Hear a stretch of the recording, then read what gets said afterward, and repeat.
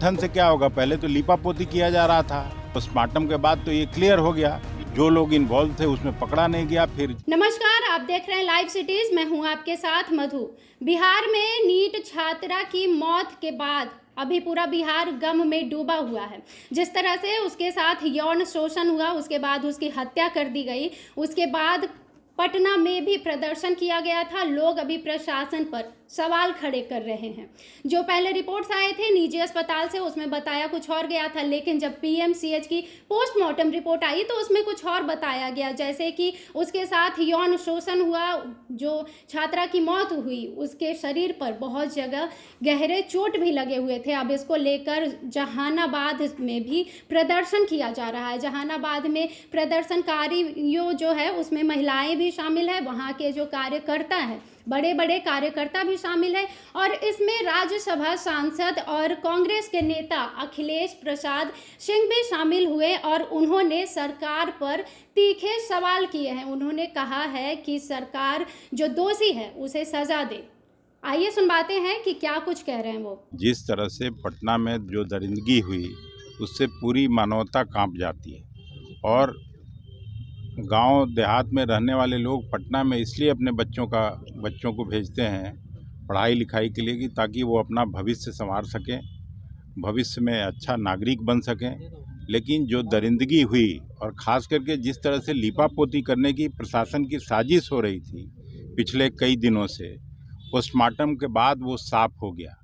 अब उसके बाद कार्रवाई करके और जो लोग भी इसमें इन्वॉल्व हों उनको कड़ी से कड़ी सज़ा मिलनी चाहिए। ऐसे लोगों पर फांसी की सज़ा होनी चाहिए। हम इसकी कार्रवाई की मांग करते हैं।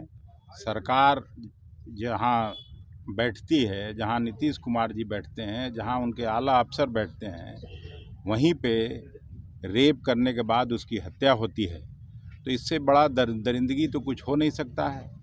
लोग कहते हैं कानून का राज है, ये तो लोग भगवान भरोसे भी नहीं बच रहे हैं। भगवान भी सोए हुए हैं और कानून भी कुछ नहीं कर पा रहा है, तो इससे घटिया बात तो हो नहीं सकती है। कि गठन से क्या होगा, पहले तो लीपापोती किया जा रहा था, सब लोग कह रहे थे कि नहीं उसके साथ कोई अमानवीय व्यवहार नहीं हुआ, रेप नहीं हुआ, लेकिन पोस्टमार्टम के बाद तो ये क्लियर हो गया कि उस बच्ची के साथ रेप भी किया, गैंग रेप हुआ, और अभी तक जो लोग इन्वॉल्व थे उसमें पकड़ा नहीं गया। फिर चिकित्सीय लापरवाही हुई, जो चिकित्सक लापरवाही में शामिल हैं उनको भी दंडित किया जाना चाहिए।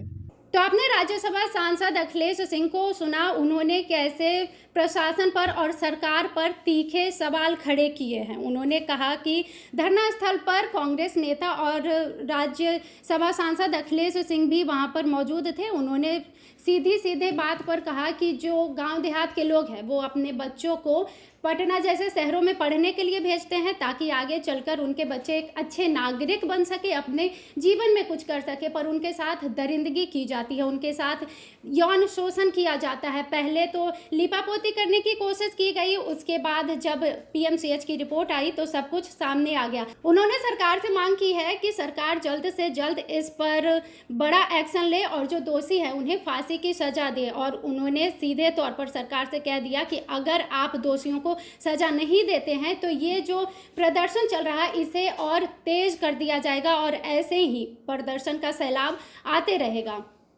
तो फिलहाल के लिए इतना ही। बिहार की तमाम खबरों के लिए जुड़े रहिए लाइव सिटीज के साथ। वीडियो देखने के लिए आपका धन्यवाद।